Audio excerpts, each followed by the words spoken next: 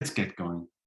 I'm really sorry that we don't have Trevor and William with us today, because those two guys did a huge amount of work on this project and are far more of the brains behind it in many ways than I am. As usual, I come up with the ideas and other people have got to help me to make them happen. And without Trevor and William, these would not have happened. The overview of all of this is a product called IELTS Smart Learning. It's a speaking app where you can practice and get yourself ready to take on an IELTS speaking test. It's the specific aims of the project for us were to learn more about the scoring system. We didn't develop it ourselves. We worked with a tech provider in China called iFlyTech.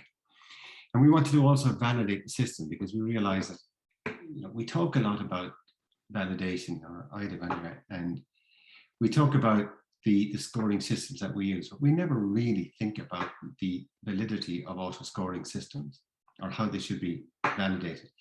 In fact, for some paper we're working on this, I did a review of all of the current guidelines given out by various organizations around the world, including the standards, the 2014 standards. And there's no mention of auto scoring in terms of validation, which I think is pretty amazing. Validation or development. So essentially, it is a bit of a Wild West show out there, as far as I'm concerned. We're just going to look at one element of the project. The project had 3 different elements. We're just looking at one, and that is the model card production.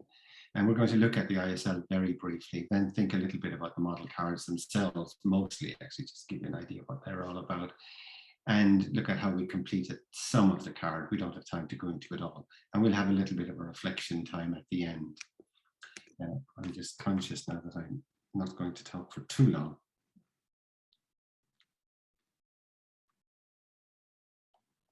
So, moving on. Concept was an IELTS speaking test preparation app. It was a British Council idea myself and one of my colleagues in China came up with, that we would build this app to help people to prepare for the test and do it in a systematic way. There's a structured program, there's something like 96 different levels, and it's multi-stage learning units so that you can move into a particular level part of the system anytime you like. It's auto-scored using a system developed in China. We'll talk a little bit about that later. And it gives some formative feedback. The ownership is IELTS partnership, but it's developed by the partners from our proof of concept project. And the target users are Chinese learners preparing to take IELTS. And it's available only in China, right now at least. So that's IELTS Smart Learning. So we're actually talking about a pretty low level, low stakes placement test here. But we still feel that the lessons learned in attempting to validate that placement test, or the decisions made by that placement test, will carry through to other activities that we're engaged with. And we feel that it should be something that's more broadly looked to as well. So the model card overview. The idea came from a group in Microsoft, as it happens. Margaret Mitchell, she went on to work for Microsoft, Google. She was spectacularly fired, of course, as most of their ethics team were, their research team were. Interestingly enough, they're a very non-ethical group in many ways. If you talk out of place, you get fired. The model card was designed for use in AI-driven or supported high-stakes decisions systems, so in health and in law and various other areas. And it was designed to identify the types of evidence required for model use validation. And the idea behind the card was that it would be an accessible validation element, if you like. It would be a short overview of the kind of development work and validation work that would go into the production of the working model. So essentially, it's attempting to bring some transparency into the system. And we'll learn a little bit more about that in a moment. Now, the details of the card, you can see there, we look at model details, intended use factors, metrics, training data, evaluation, data, quantitative analysis, and of course ethical considerations. And you can read for yourself what all of those things mean. We're looking at very short and succinct descriptions for each one of these, even though for some of them quite a lot of research may have been done. So for example, when we come to the metrics, we would have done quite a bit of research to understand what are the kind of factors that we should be looking at. And when it comes to the training data set and evaluation data set, how do we build those and how do we analyze those when we come to quantitative analysis, of course. So there's quite a lot of work goes into the card, and it would form the basis of what we would traditionally see as a validation report. But the way the model card works is not that way. It's designed as more of a public document with some elements of detail, of technical detail in there. So we'll just take a look at a few of these to keep us moving.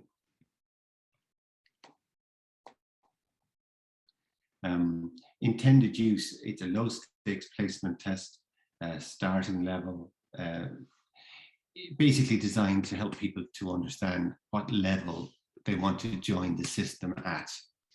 And it's designed for Chinese, as we said, 14 to 19, across all regions of China. And that's kind of an important one because it has many, many regions, as people know, and they are not all the same. There are different factors impacting on a person's accessibility, or the accessibility of English to people across China.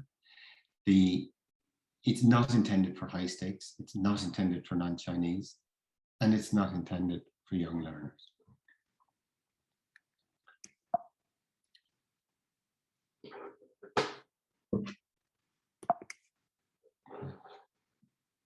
We have now reached an impasse.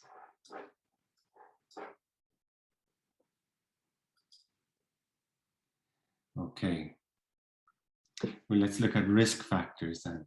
The subgroups that we identified were gender, age, city tier, because in China, all of the cities are ranked, if you like, and the number 1 and 2 tier cities are huge cities with a lot of resources.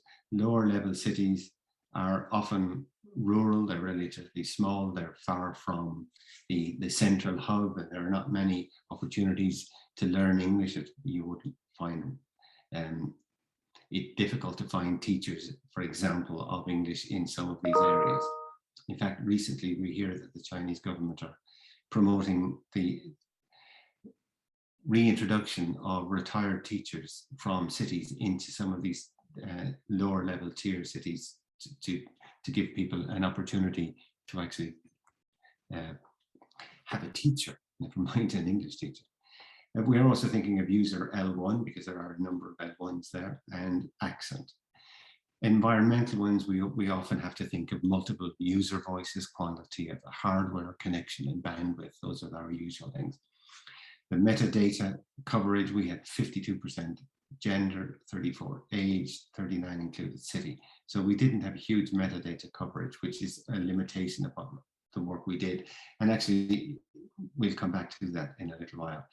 The findings in relation to the intended use, well, the training data older than the target demographic, and that was a real problem as well. So we collected the data, but it wasn't always the right data from the right people. And we felt that there was strong representation in tier 1 and 2 cities, but not as strong in others.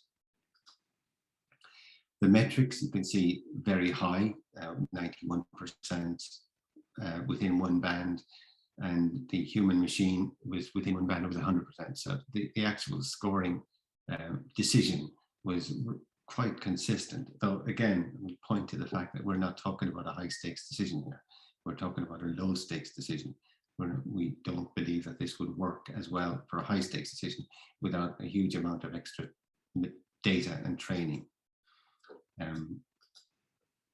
The metrics we used, the quantitative analysis, we can see that we looked at MANOVAs across the various variables that we looked at, that we had data for, to see if there was any indication of a bias within the human rating or within the machine rating And again, we have to take all of these with a pinch of salt because we didn't have huge crossover data in here. As you could see, we didn't have a massive coverage. But from what we found, that there didn't appear to be any bias within the system that we could identify. And just going back to the intended and non-intended use, we did feel that the evidence that we got suggested that the system was good enough for what we were using it for. But however, it wasn't good enough. I have no idea what's happening now. It wasn't good enough for us to make anything close to a high stakes decision.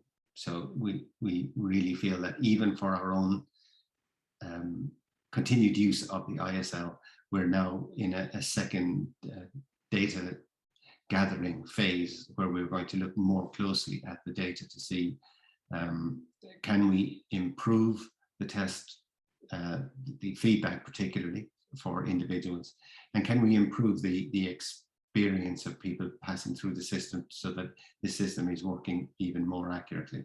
Although, as we say, we're pretty happy with it as a low stakes instrument. But that's not really the point of talking about all of this. The point of talking about this is to think about going around the system. When we started this, it seemed like a very good idea. It seemed a no-brainer. You know, we just start, it wouldn't take too long. It would be a system that we could deliver quickly, deliver easily. But it became quite a big undertaking, partly because we had to do it in partnership. We couldn't do it on our own. It was impossible. We didn't know enough. We didn't even know the language. We couldn't talk to the others. And the tech partners didn't know how to talk to us. They couldn't understand why we wanted to validate the system. They were, as far as they were concerned, the system worked. So they didn't know why we were asking the questions, and we were not always asking the right questions.